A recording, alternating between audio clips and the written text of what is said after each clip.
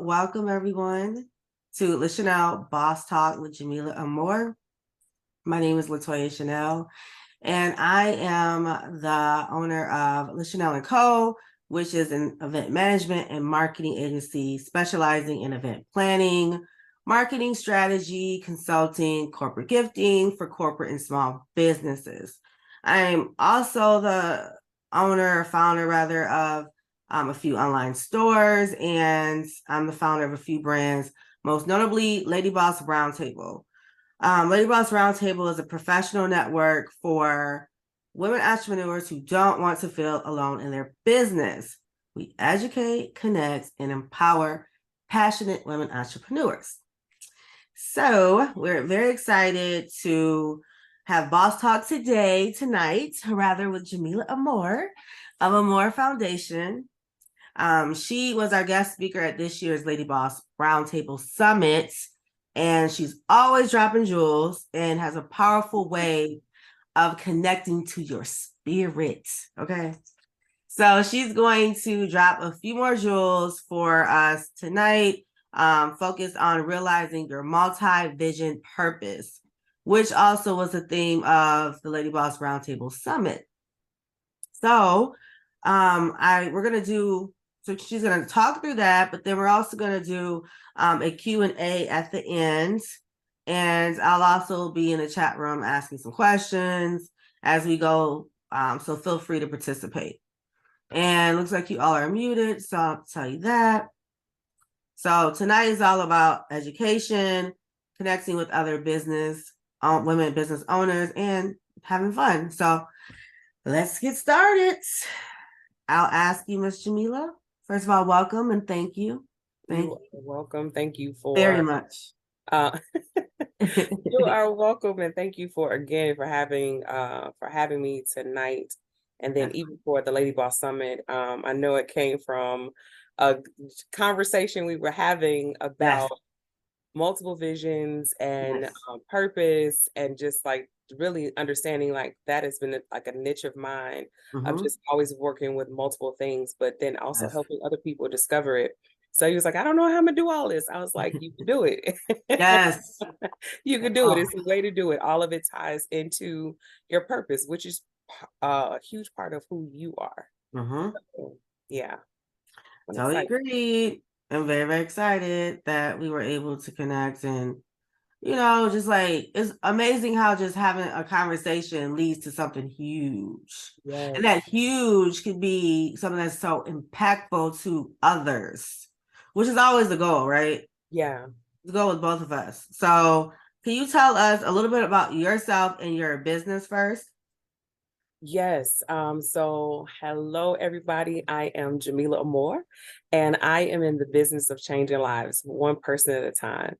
My purpose literally shows up in everything that I do. I am the founder of Amor Foundation. We are a nonprofit organization where we host mentoring programs and inspirational events for schools, businesses, and communities. And I'm also the head coach for JA Masterminds. So we connect with visionaries, entrepreneurs, and organizations to help them realize their multi-purpose vision, help them bring language, coach them with strategies, as well as building them within their teams. I am officially launching this year, me speaking. So we are going more into speaking engagements and training. So if you are looking for a speaker, a trainer, someone to motivate, inspire, encourage, but also kind of challenge you in your thinking, then make sure you reach out to me on jameliaamor.com. My website is officially live. It's still being built fully out, but it is live, and you can sign up to be a part of my newsletter, as well as you want to schedule a consultation or a coaching session. So, yeah. Okay, well, thank you so much. So now I'll give you the floor to talk about your topic, which is realizing multi-vision purpose. Yes. So first of all, good evening to everybody. I hope you guys had an amazing day. I'm going to jump right in and just continue the conversation from what we had at the Lady Boss Roundtable. I know some of you were not there, but we had an amazing day with just connection, conversation, being able to really be able to listen to one another, but also encourage one another at the same time in your vision, being able to hear all of the women share what they do, why they do it, and so on and so forth. So it was an amazing time. So we're going to kind of just pick up from there, but I'm going to do a bit of a recap on some of the things that we did at the round table itself. One of the things that I started with is one with the most important part of realizing your multi-vision purpose is understanding your purpose. And what I did was I had a series of questions that I asked the women to answer, and it was three questions. One of them, I wanted them to write a list, so you all can get your piece of paper and get to a pen and begin to write as I ask these questions. Now, this list is going to be ongoing, and some of the questions are going to have layers to them, because in realizing your purpose and you're realizing your multi-vision purpose, it really starts with you understanding more about you. And because if you write down, first of all, let me ask the question. I'm sorry, I'm getting ahead of myself, getting excited. So if you write down, what are all your roles? Write down every role that you have. If you're a mother, a teacher, a boss, if you are a medical professional, whatever your roles are, write them all down and begin to make that list. And as you grow and get older, of course, you may add some things, you may subtract some things, but the common denominator between all of your roles is what? Y'all can unmute for this part. You, exactly. So your purpose is the most important aspect, but everything that you do, whether it's any idea, any vision, any thing that you might want to try, all of it is tied to you. So if you have been in multiple roles your entire life since birth, since you've gotten out of your mother's womb, you have been you. And that's the one thing that most of the time we don't take enough time to get to know, is to get to know ourselves. In order for you to be successful in building out your vision and your purpose, is you have to understand you. So if you have all of these different roles and you think you can't do multiple things, then that in and of itself just shows you how true it is that we are made to be multifaceted, multifunctional, because it began when we first came into from the womb into the earth. You came into the earth as a daughter, as a sister for some. So your roles always have been multiple things at the same time. The only thing that doesn't change about the roles is you. So the more you get to know you, the stronger you will be able to execute and understand how you function and how it ties into your business. The other question I had everybody answer was, what are some of the things that growing up from as far back as you can remember that you enjoyed doing, that you disliked, that you gravitated to from grammar school all the way up? What were some of the natural abilities that people spoke of about? Like, what were some of those things? And then also, what were some of the things that you always wanted to do, your ideas, things that you may have put on the back burner, things that you may have like, oh, I could never do that. And the certain things that you keep coming to from again, as long as you can remember. Making those lists is the beginning part of realizing your purpose.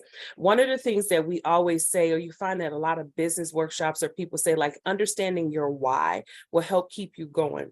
But I want to take it a little bit of a step further.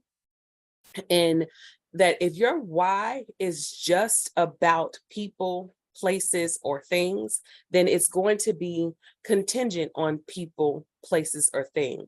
Answering those questions and taking the time to really deep dive into what the thoughts behind it, the reason why you felt a certain way doing a certain things. What were the things that you gravitated to in grammar school, high school, with work? What were some of the things that you enjoyed? What were some of the things that you disliked?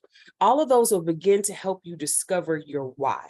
And there was a young lady that was sitting at one of the tables, and she was saying that she's a creative. And the reason why she enjoyed creating was because she liked that she can interpret something that wasn't there and begin to bring it where everybody can understand something from what they get to see.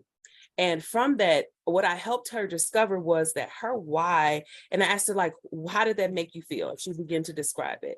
And then I asked her, like, okay, when did you first remember that feeling? And one of the things that she shared was that she came over here and she couldn't speak English. So she had to learn the language. And once she learned the language, she loved the fact of interpretation. So her why came from her coming here, not understanding, but love the feeling of satisfaction of being able to help somebody else understand something, because she knows what it feels like to not understand. The reason why I say we taking the courage to dig deeper into your why is so essential, because if something happens to where a lot of people say, I'm doing this for my kids, I'm doing this because I want to be able to live comfortably, I'm doing this for all of that. So here's the reason why I say it. Because if a loved one passes, if the people that you're doing it for passes, does your purpose end there? If you were to lose all your, thank you so much. I like feedback. Come on, participate with me. If you were to lose all of your material possessions, and then does your purpose die, or do you lose your purpose, or does your motivation just go out the window now because you don't have the things that you once had? If those are the only reasons and things behind what you do, if that's your only why, then it's going to be contingent on those things. But if your why comes from your core, comes from who you are, then that means that it never ends. So our purpose never ends, our purpose never dies. But if we make our motivation contingent on people, places, or things, we will always be limited and we'll never fully discover the fullness of who and what we are supposed to be doing, who and what we're supposed to be impacting, who and what we are to not only ourselves, but who we are to the world. The greatest gift, sorry, let me get my my notes so I don't miss the key points I wanted to hit for y'all tonight. So the other thing is I wanted to make sure that you understand the true essence of your why. If you understand the true essence of your why, that comes from digging into and taking the courage to get to know you, because you have functioned a certain way your entire life. There's some things that are just common and innately you that nobody else can do. And the thing is, it takes courage to understand and know you, and it also takes time. Most of the time, our gifts and our purpose and our talents are for everybody else. But the key factor in all of that is us. But if we never take the time to discover how we function, why we do what we do, when we do what we do, what works for us and what does not, then that will limit us in actually fully fulfilling our multi-vision purpose, because that is one of the strategies in order for us to conquer it and to bring clear language to it. The other thing is making sure that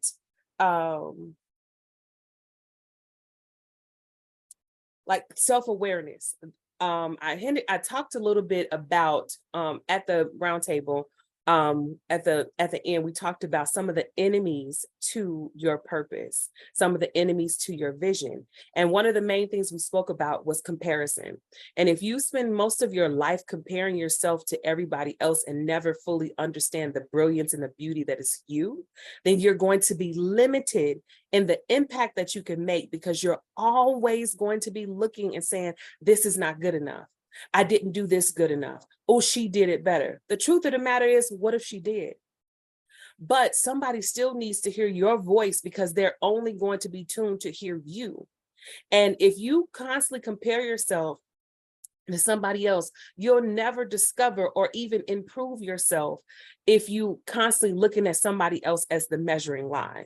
The measuring line for that, and one of the things that I shared at the Lady Boss Roundtable that Saturday, was that you should be, the only competition you should have is the last version of you. To have the courage to take personal assessments of you. What areas do you want to grow in? What areas do you need to, that you are gravitating, that you wanted to research and discover, or things that you want to try? If you do not take the time to actually look for the things that make you happy, the things that drive you, and actually discover it, you will be limited in you actually being you. And I said, I can't teach you how to be me. And I tell people all the time, my mentees, my employees, all of them, I don't want you to be me. I want you to be the best version of you. And my job is to help you discover it. My job is to coach you into that next level of who you are supposed to be. Because sometimes as people, we have blind spots.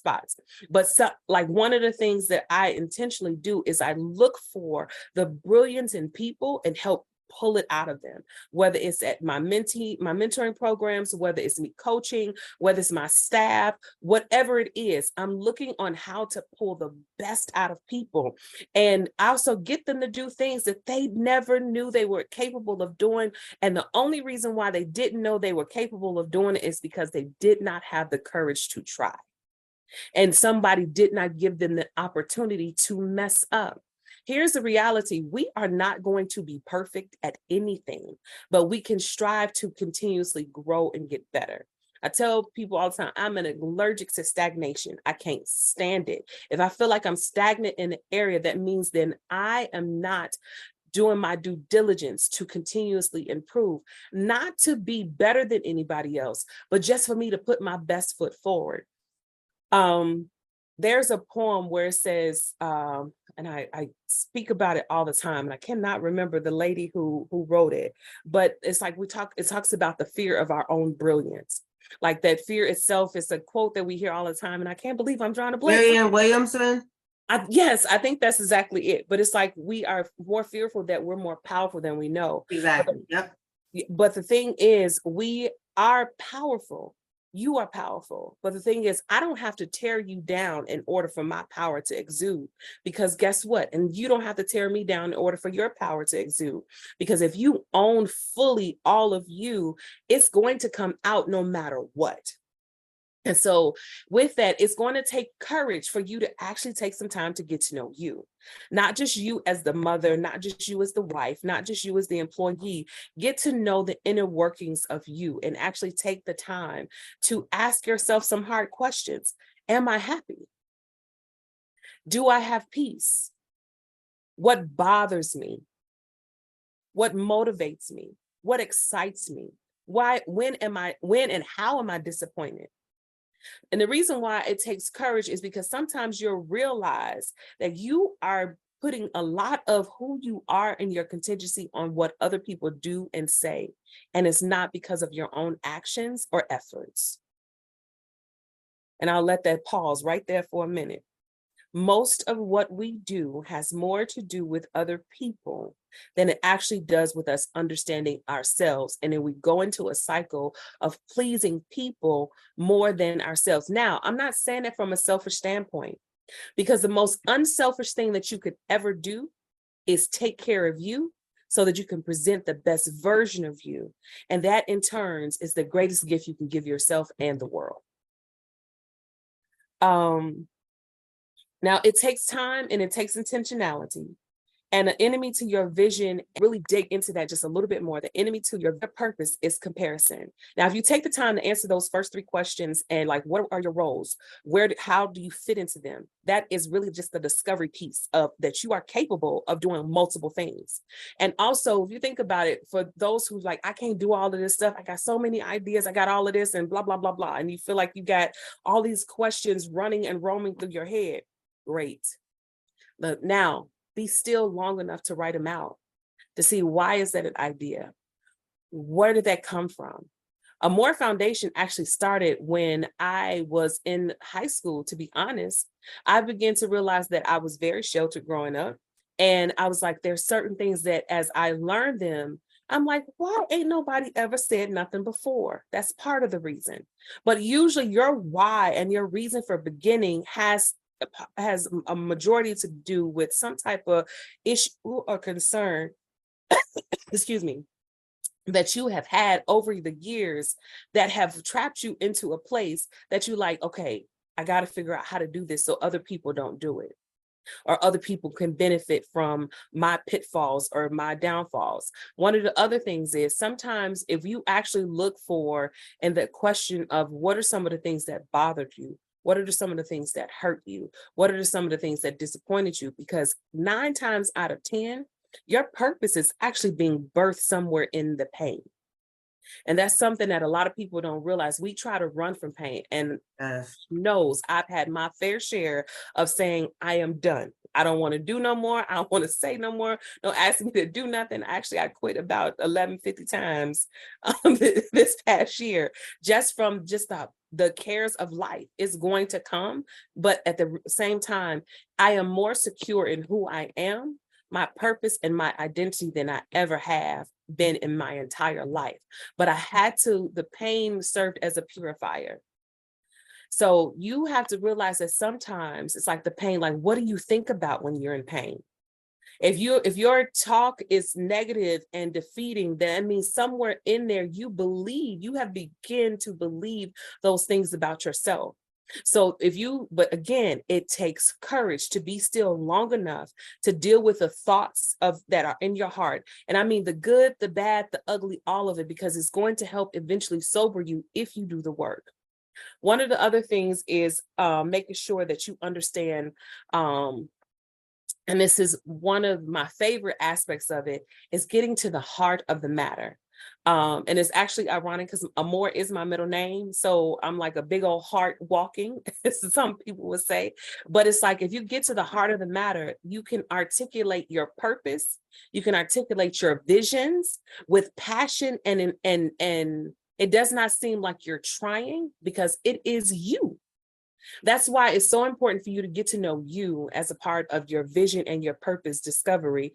Because if you take that, excuse me, I'm sorry, if you take that journey, then you're going to get the answers that you need to organically be who you have always were meant to be.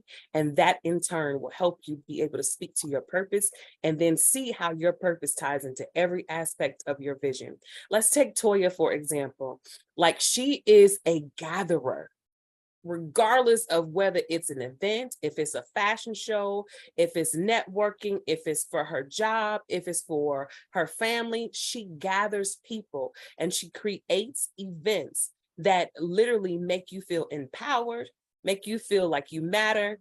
And it's like, and I don't even know how much she realized, it's like a signature piece of it, where she brings multicultural people together and they build lasting connections, where there's people who have come to her events and they are still friends or connection or doing business.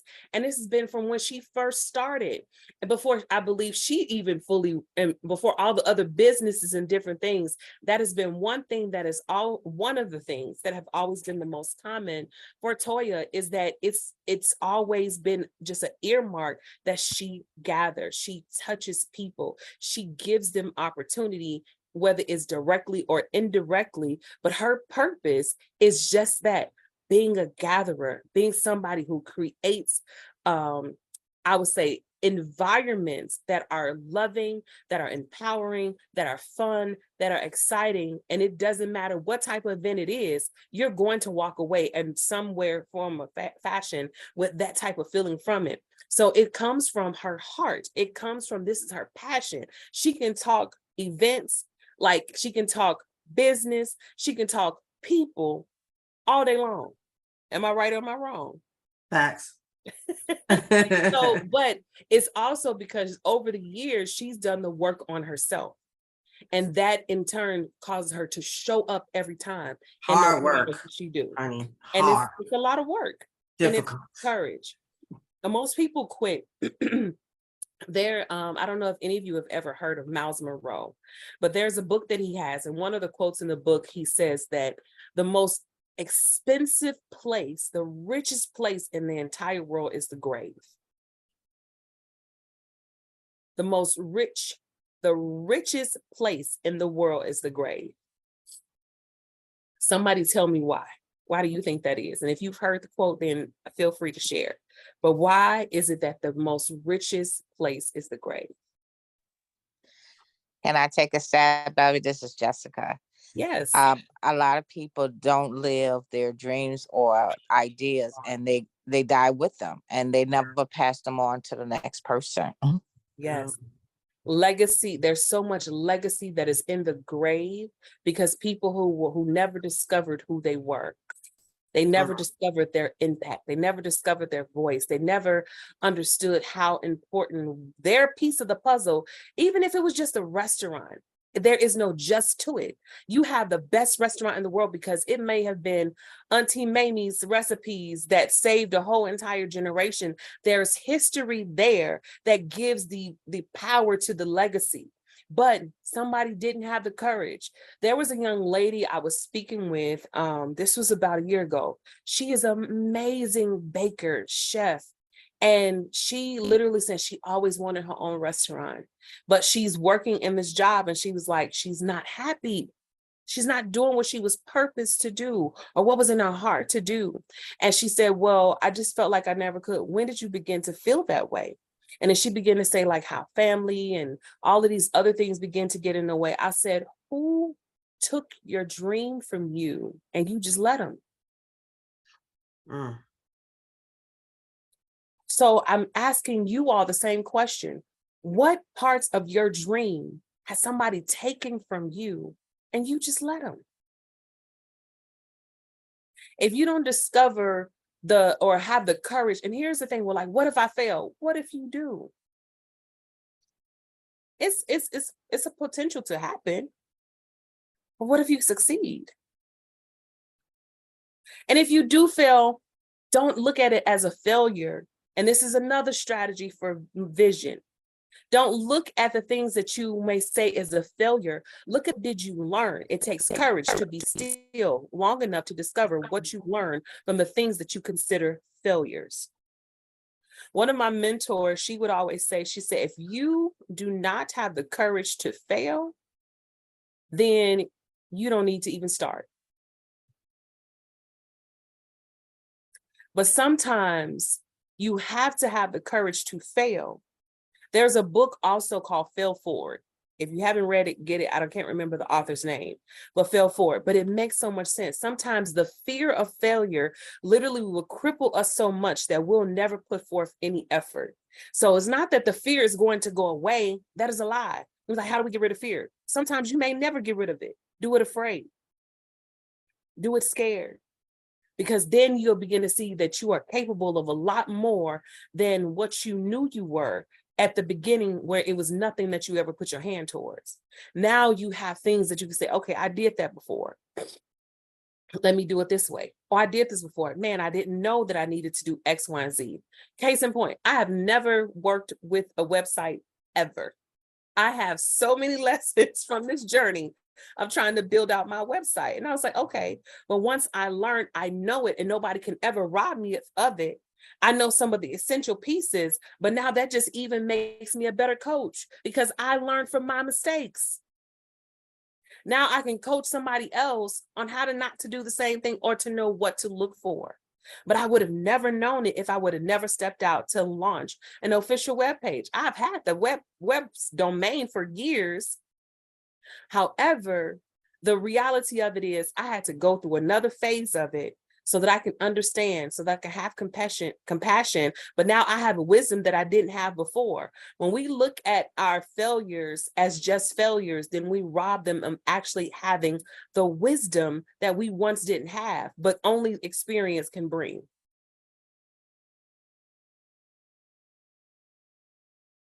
So when you have things that you want to try, do it. You may not know how to go about it. Have some conversation with some people or hire me as your strategy coach. And we'll sit down, let's talk it out. Let's make a plan.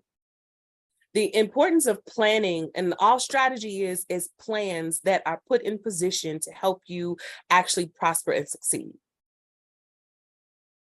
And the more time you spend planning, the less time you will spend being frustrated. Because here's the thing, when you're doing anything, nothing is going to go perfect, even with a plan. Nothing is going to go exactly as you meant it to be, even with a plan. However, if you plan for the majority of things, you now have energy and effort to put towards the things that may come up as surprises. So those are some things that you really need to put forth, the effort in is that thought time. That's why with the Write the Vision workshop, it's extremely important, because we give you framework and ways to actually go through and write down your vision. Somebody may have a dream for an ice cream shop. Why is an ice cream shop important to you? It may have been the trips that you took with your grandfather going down south, and y'all would always stop for ice cream. So you want to create a space for people to enjoy great flavors that will create lasting memories. It's a little bit different than just the ice cream shop down the street.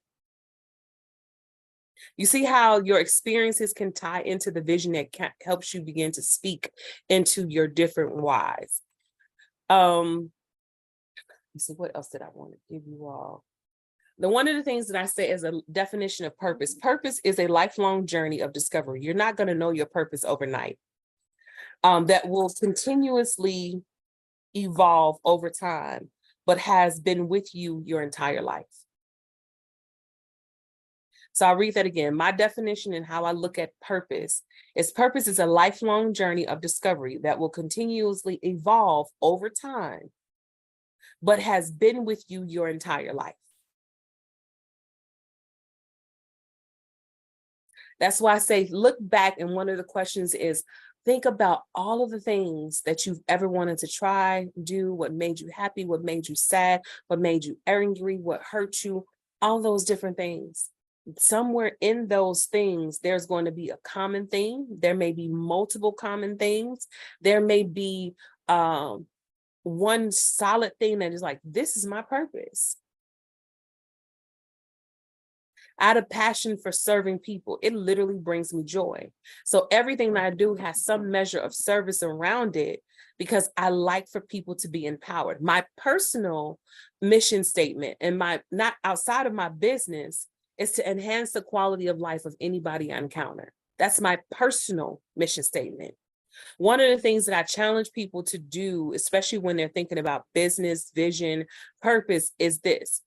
People, or should I say, to put it in this type of perspective, people will spend more time on plans to build a building they will live in than they spend time planning their lives. That they're going to live and it's going to be within their entire time that they're on this earth.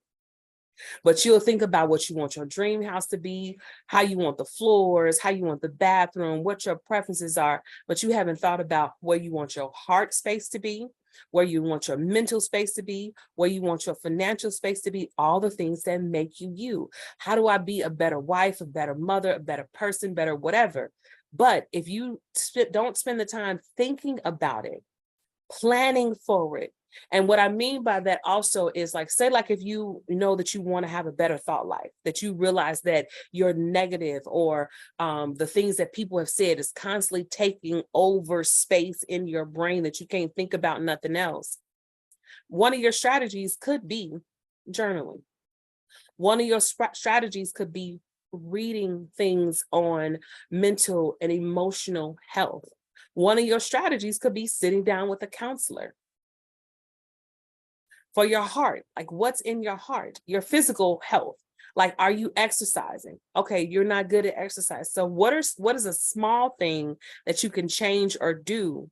Because sometimes we will put more pressure on ourselves than we really realize. And then we be like, forget it. All plans go out the window, you get frustrated and you quit.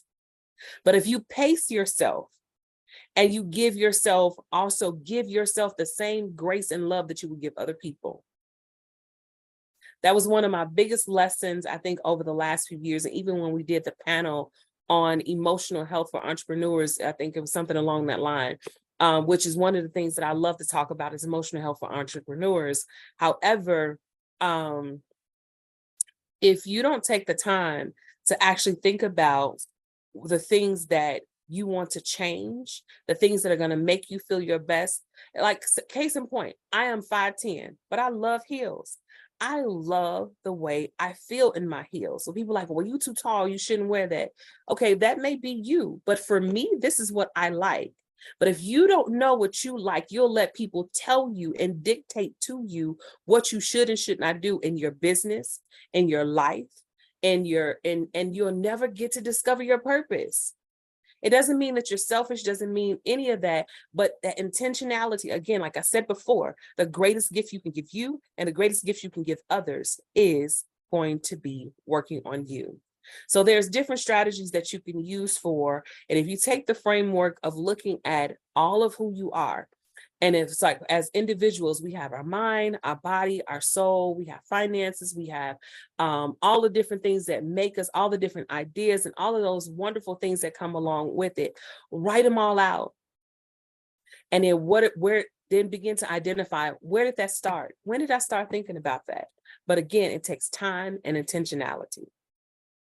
So Toy, I know I don't want, I know we want to do Q&A, so I don't know how much more time before we go into Q&A. Do you need another 5 minutes?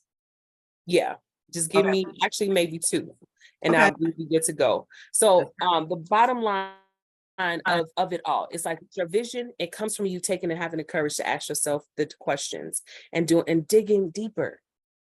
Asking yourself the whys, the who's, the what's, the whens, the whys. Where did it start? When did I start thinking this? Why is it that I want to do this? Like, if you think you want to begin to go over into another country and do stuff, why do you want to do that? Because some of the things that we feel and we desire are just something that literally comes as a God-given thing, and you're not going to feel fulfilled until you actually get to that. But again, it takes you having the courage to get to know you. The most important to every one of those roles is you. The most important piece to learning your vision and your purpose is you. And that is the biggest piece of the puzzle, is you getting to know you and not ignoring the desires and the things that come up in your mind. Now, here's the flip side of that. Well, people are like, okay, well, I want to go rob a bank. That's not a good desire, because that's going to end you up in jail. That's going to end you up somewhere you don't need to be. And then there is nothing else that goes after that besides probably jail time, you losing money. So even evaluate the consequences of the decisions that you make from the standpoint of not pleasing other people, but is this really who I want to be? Is this really what I stand for? Is this really what I want to be known for? So if you decide on and make the discovery of what you want to be known for and actually put the thought time into it, of what you want to be known for, when you leave this earth, what do you want to be known for? That will help you discover and craft the plan, the strategy, and the language for who you are in life. Love that. Always dropping jewels. I tried to keep up, okay? There's some other notes that I have that I have to put. Thanks for dropping all those nuggets. I have a ton of notes, but I was like, I wanted to keep it in time, but hit some points. So No, yeah. you made them, and you all please Keep going. Right.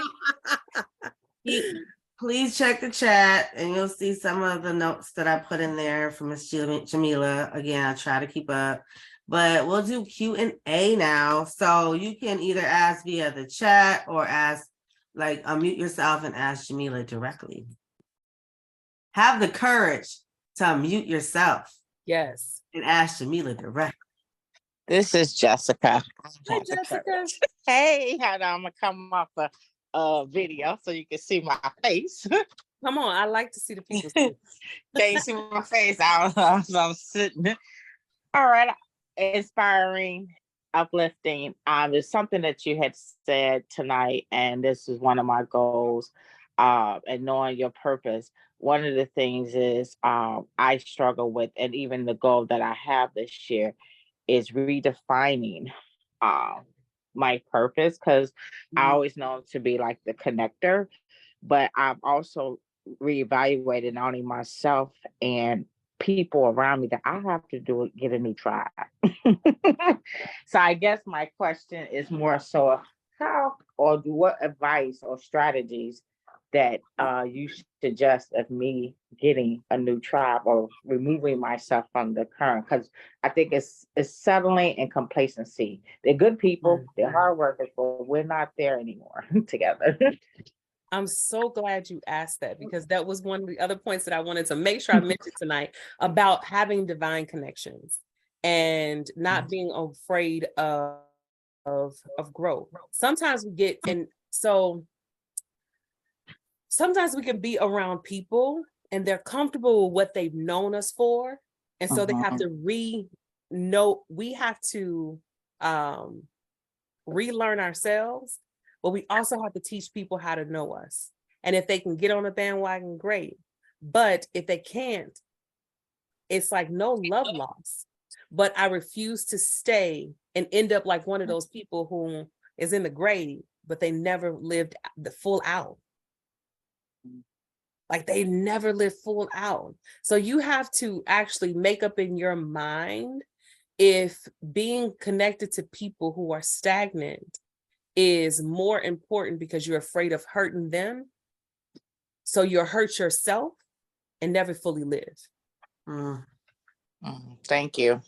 So it's like, it's again, having the courage to take care of you. I'll give you case in point for myself.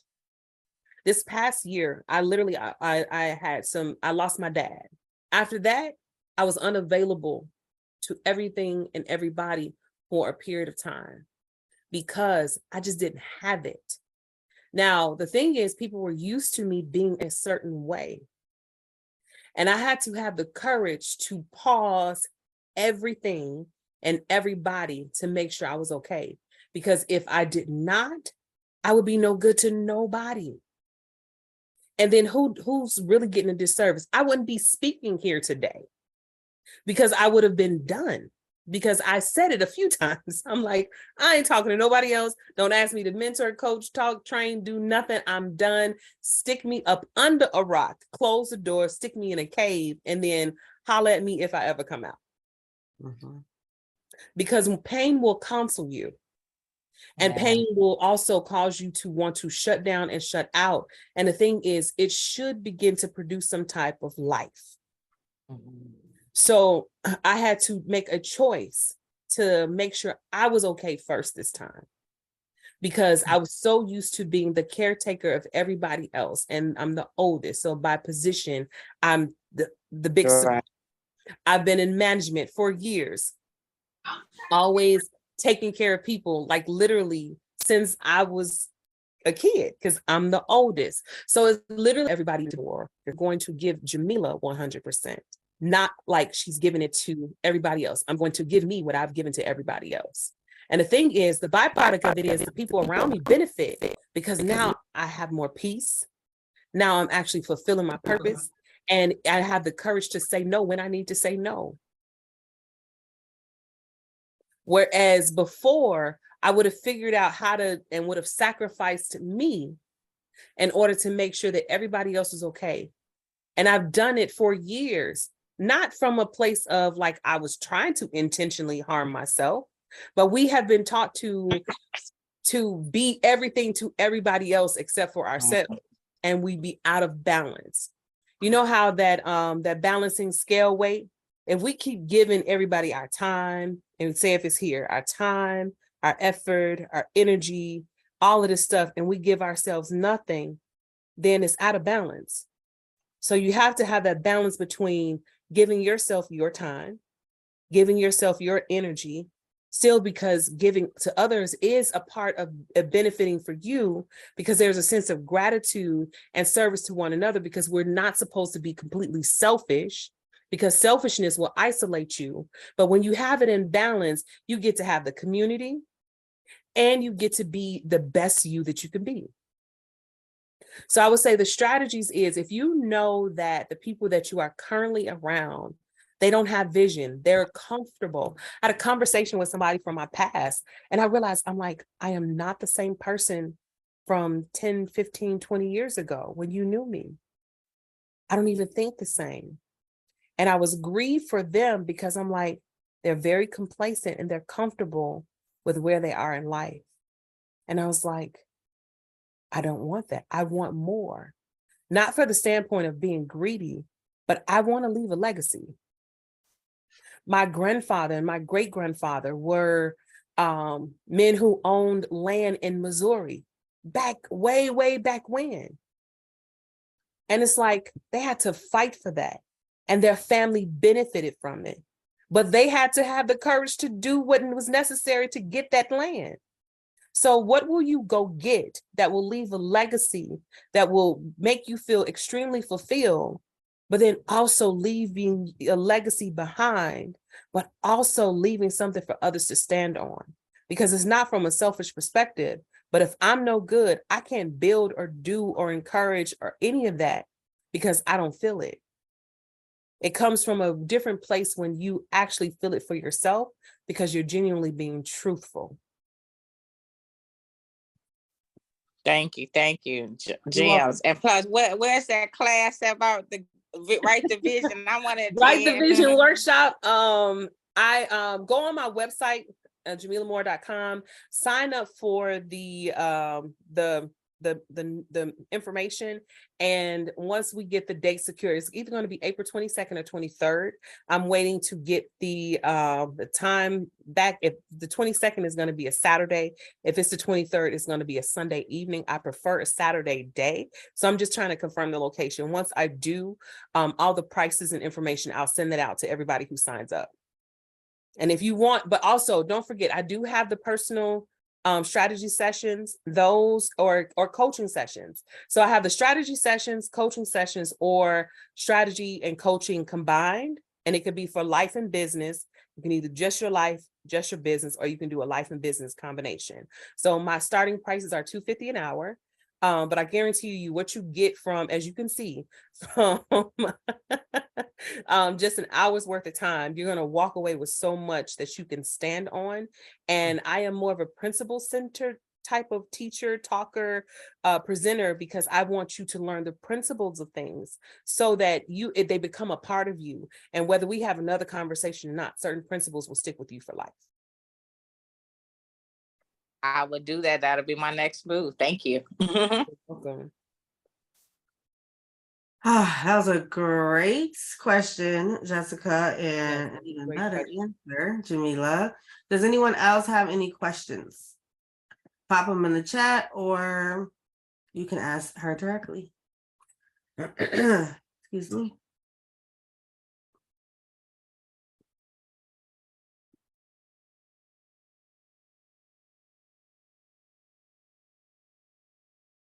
Don't be shy. Don't be shy. This is your time. Come on, come on. This is your time. It is. Come on. No, go ahead and ask your question. And maybe they give you time to think, but it's like maximize the time. I guess the other question then would be when you it goes right back to purpose and understanding your purpose is then, and I am a journaler, that's my way of outlet or release, is that now knowing, and I guess that comes into the coaching or the mentoring, the steps, the proper steps, because things need to have steps or a way of, getting it done. So I guess my question would be then, how could one, once they see this and you have all the stuff written on this paper, because I have like a large notebook, it's like, how do you organize now to what, plan? Wonderful Right. Wonderful question. So what you want to look at is get like, I still write a lot of things out by hand because some things I need to see and then I'll retype them. There is also something about when we write things that helps us remember it. That's why writing the vision is so important. Some people might be more of a typer. Whatever your strategy is, whatever I would say your technique is, whatever works best for you. You don't have to do it like me. You have to find out whatever's most comfortable for you. Like some things I can type out, some things I can write out, some things I just need to see and have it spread out. So if you have all of these visions and ideas, once you get them all out, begin to categorize them. So give me like 5 different things right now. I need to scale business. And again, revamp the people in life, families. I can't really revamp the family, but I try. And those are the 2 biggest ones at this point. And having a more clear focus for myself. Those are my top 3. Amazing. I love all 3 of those. So scaling your business, revamping the people that you're around, and Mhm. revamping yourself. Mhm. And what was the other one? Those are the three I named. Those are my Okay. top three at the Okay, moment. so those are, so I kind of combined revamping the people you're around and revamping yourself. Okay, so those three. All right, so for you, let's start with you. What are the things that you like doing? Where is Yes, it? traveling. I'm an avid reader. So traveling, Mhm. reading, what else? Um, and just to enjoy life for the most part. I'm always into other things, and I'm a surgical nurse by day, but that's not who I am. I enjoy taking care of people, but I have the passion that I don't have the zeal anymore. Got it. um, so So this, cool. Okay. yeah. This is like, yes, this is the stuff. I lost my zeal this year and I had to rediscover it. But I had to first identify the pains, the hurts, and your disappointments. And then identify where they came from. And why is this important to you redefining you? Is because you have to begin to take the power from the feeling by actually taking the courage to actually write it out and deal with it. A lot of times we'll just sweep stuff under the rug and we'll ignore it. And we will Yes. never take the time to process through what we feel, why we feel, where did it come from, when did it actually start? Because a lot of times our feelings are because of something that happened a long time ago, but it's just finally getting to the point where it's so tender and so sore that it's causing for a reaction. Mhm. As a surgeon, you know how stuff that's undealt with internally will then have to be cut open and taken out and then stitched up again, and then it's still a time of healing. You have to have the courage to heal and figure out what really took your zeal. When did you lose it? Why did you lose it? Was it because of something that somebody did? Was it something that somebody said? Was it the way they made you feel? Was it the loss of a loved one, a loss of a job, a loss of an expectation? What was it? And if you take the time to actually do that, that will help you begin to rediscover and then feel the emotion. Because a lot of times we don't want to feel the emotion and we'll ignore it. And it's all the while eating us up on the inside. And it affects us physically. The other part of what, and I'm not telling you all something that I don't know, because it takes time to do the work. But if you do the work, you have to realize you're worth it. If you don't think you're worth it, but you think somebody else is worth it, you'll give more to them and never give yourself the exact same thing that you will give to another human being. And then you're wondering, why do you feel undervalued? Because you devalue yourself. So where and when did you lose your zeal? So then what you would do is take the time every day to check in with you. Set that, whether it could be in the morning, afternoon, or the evening, whatever it is, give yourself 15 minutes to an hour. I would say at minimum 15 minutes. But also the other part of that is, like I am who I am. So it's like, as a woman of faith, I had to, for a time, just take my tears before the Lord and just weep, because I didn't have words until I had the words. But the thing is, I had to be intentional about it, because without it, I would not have survived. I probably would have lost my mind. But having that balance between giving and talking to God, also, and it's like, I don't know what everybody's faith is, but whatever you meditate on is going to begin to overtake you. But you have to begin to change your language about you. But you also have to have the courage. And so where did this stream of language about me? How do I feel about me? And you mentioned about losing your zeal. So if you lost your zeal, when, where, how, why, what, and it may take some time to actually discover it. But are you worth that time? Because once you begin to get that back, then it's like you'll begin to think again. You'll begin to dream again. You love travel.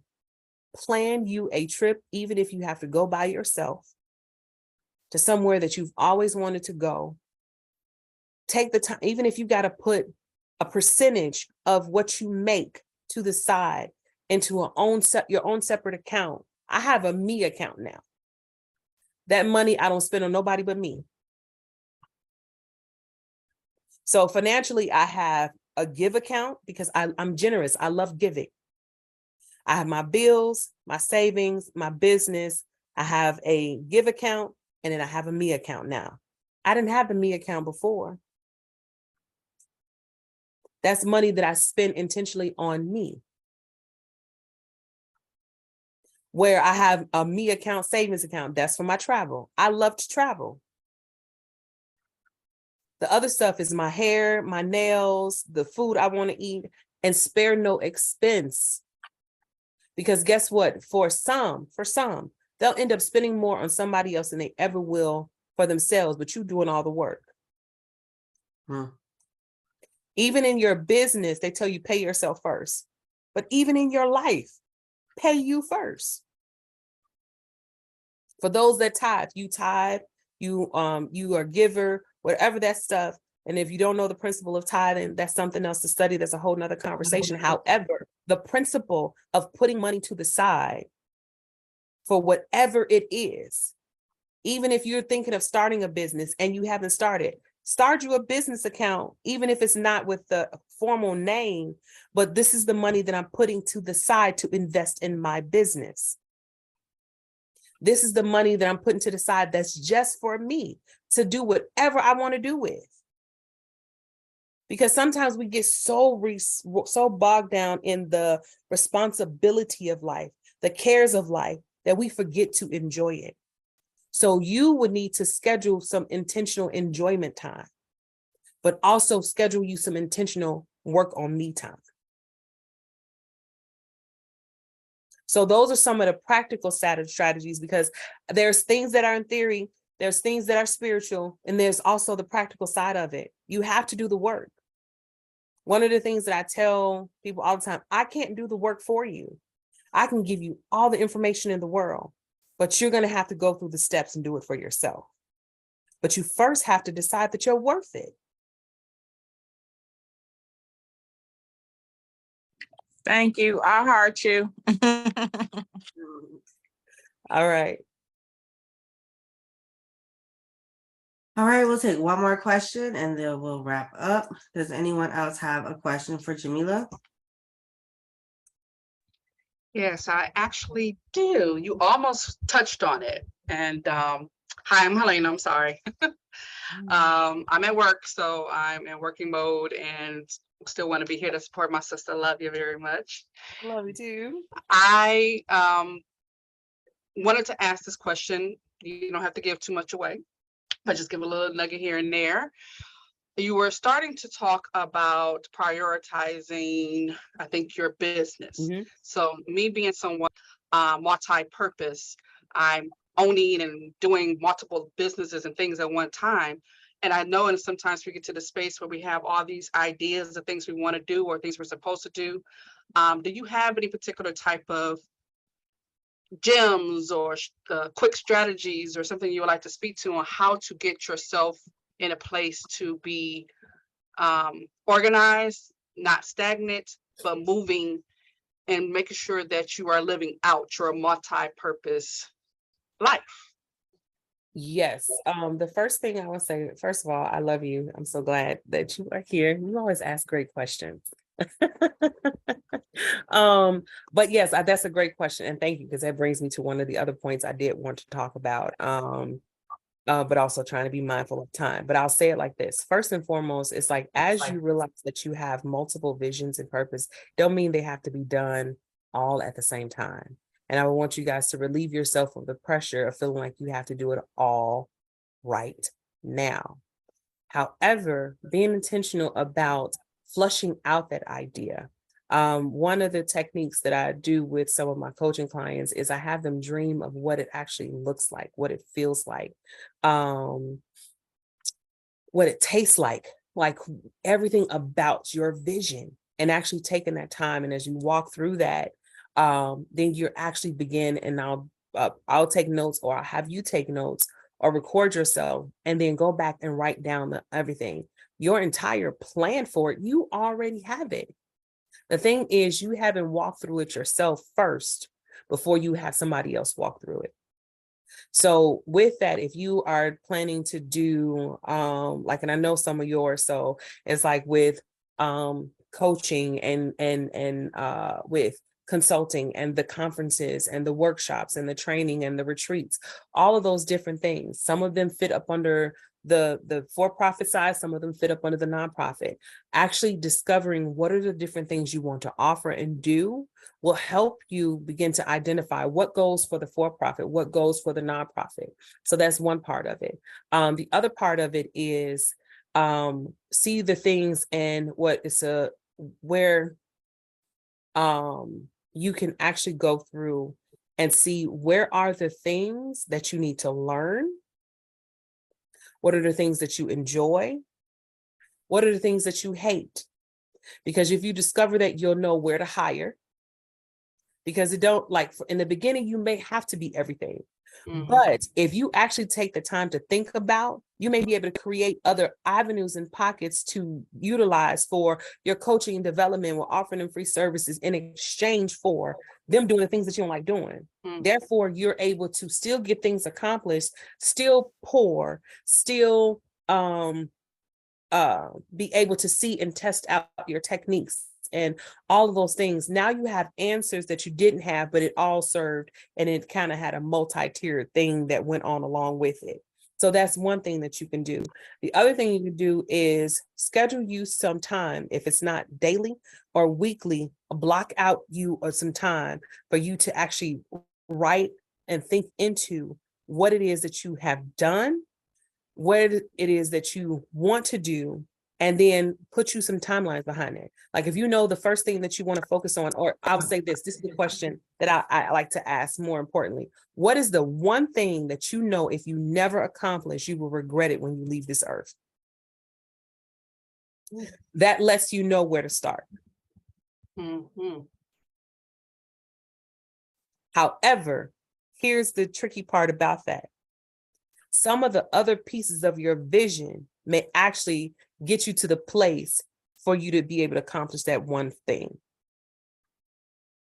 And what I mean by like that, you may need to have a revenue stream that may come from your coaching and consulting, which gives you the freedom to fulfill yourself in ministry.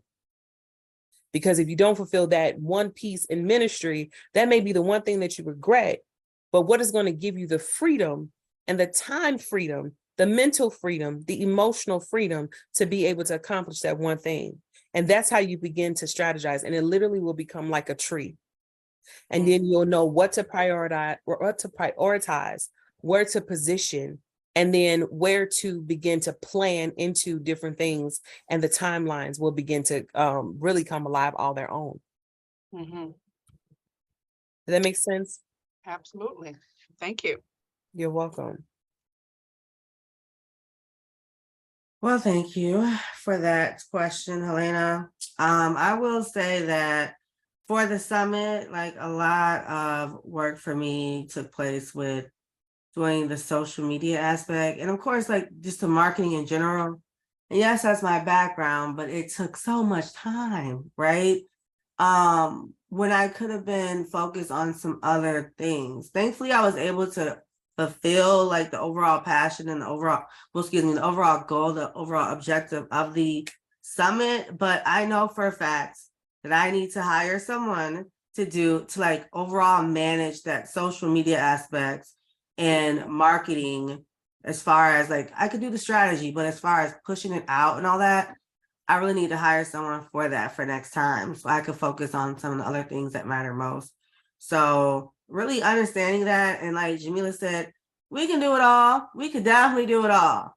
But here we are 2 weeks later, and your girl burnt out still from the summit and still sick from the summit. So if I would have had someone to like really focus on that aspect, I think it would have definitely helped with all that. I mean, my goal is to have a committee next year anyway, but Yeah. that's a whole nother level, whole nother story.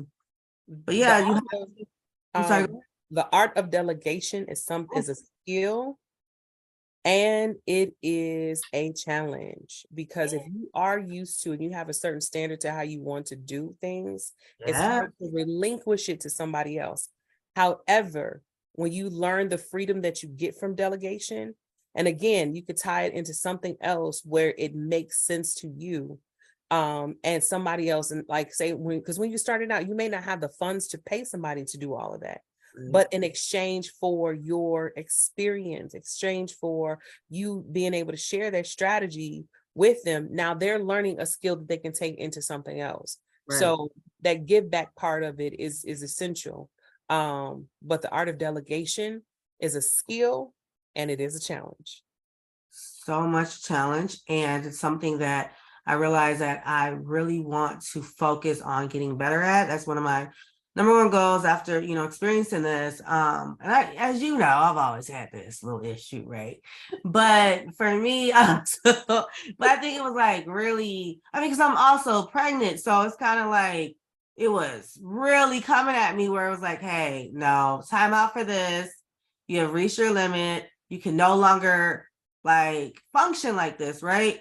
So going back to the aspect of what you said as far as the payment, it's like, yeah, these social media managers, they're like $500, $600, $700 or whatever, like a month. And I'm like, man, that's so much money. But you know what? After experiencing what I experienced, girl, take it.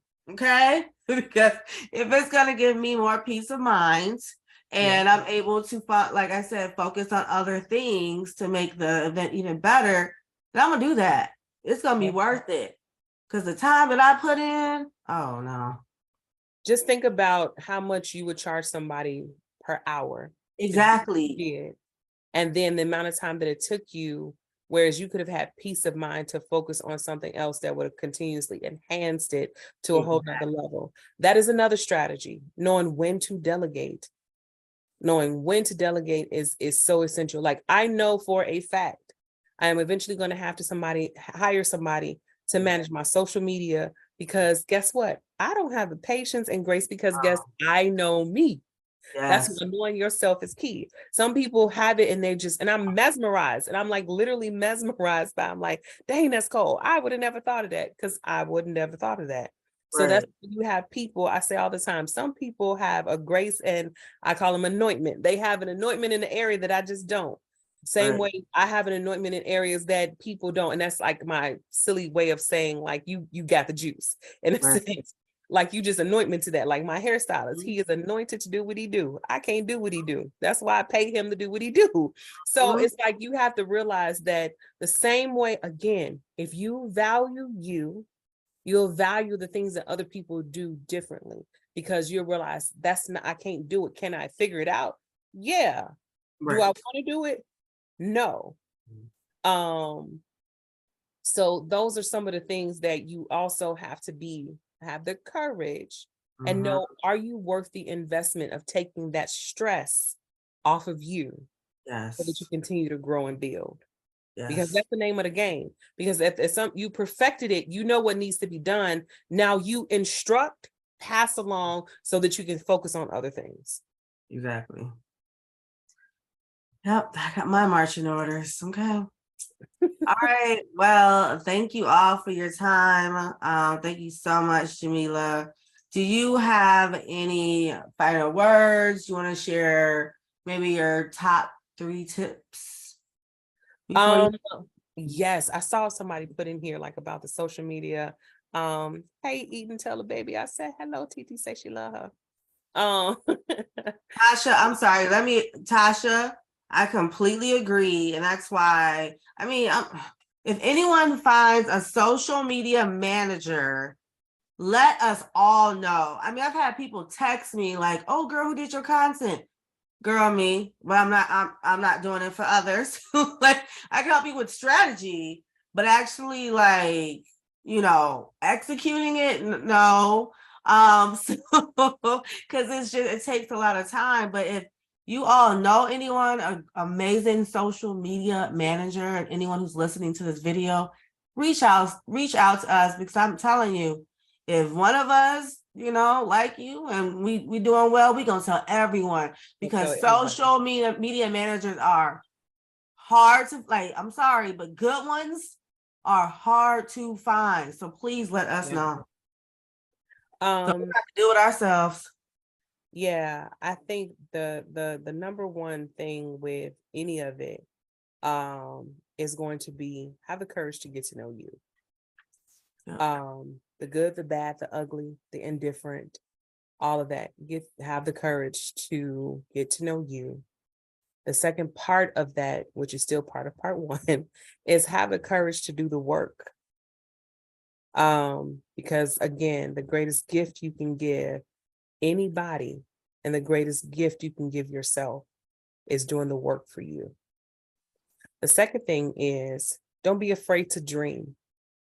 Don't be afraid to write out. And the reason why I keep going back to the write, hence the Write the Vision workshop, is if you don't know, because you may be in the moment, and here's a great example. You may be in the moment of feeling overwhelmed by life, because it's going to happen. Life is going to happen. You may forget, like, why am I here? What do I want to do? What do I like? What do I dislike? And then you get to life. So do not be afraid to dream.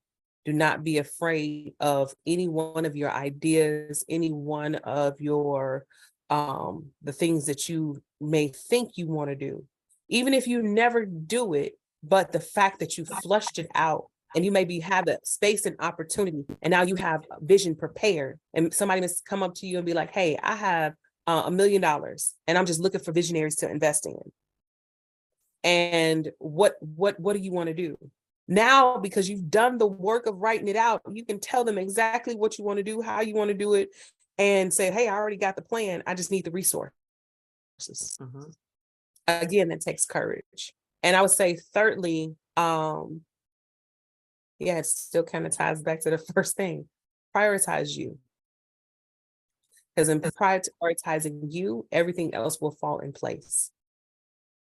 And don't be afraid to have boundaries along with that prioritization.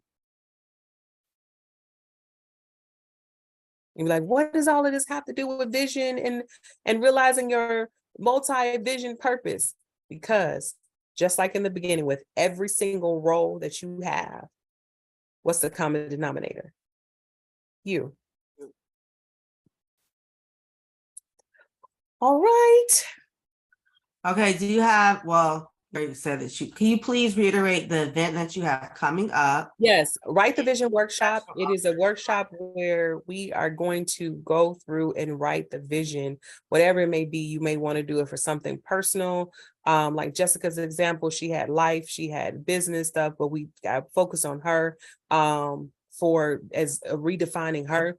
But whatever it is, we are going to give you space and place to not only write it, some exercise, some workshops, some tips and pointers to walk you through that, and then push into you. I like in-person events because I like to give that personal feel. However, because I have some people who are asking for it for out of town, I may do a virtual component, but I have to figure that out because I like the camaraderie of the connection of people in person. So the plan is for April 22nd or 23rd, those dates, once I secure it, you guys will get the information.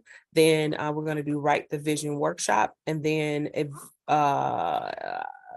there's some things I'm working on as far as a Write the Vision retreat where we'll go away for the weekend, all that good stuff. So if you're interested in any of that, then make sure you go to my website, jameliaamor.com, and sign up for the email list, and you will get that information. As well as if anybody is looking for strategy coach. By profession, I am an operations manager. I literally structure things from start to finish for an entire tax department that did not exist in a multi-billion-dollar corporation. If we talk more, I'll tell you which one. However, is that, and then I'm also a certified life coach. I am an EQ practitioner, which is emotional intelligence practitioner, which is one of my passions. My mentoring program that I've done for years is all based around social emotional skills from beginning to end. It deals with the whole person. Everything I do really deals with the whole person. So that's why I say I'm in the business of changing lives one person at a time, and my purpose shows up in everything that I do. Love you so much. Thank you very, very much for again dropping your gems, your jewels. You're so And welcome. I hope you all reach out to Jamelia. I've entered her information at the very top of the chat of where to find her website, her Instagram, and also it's at the bottom.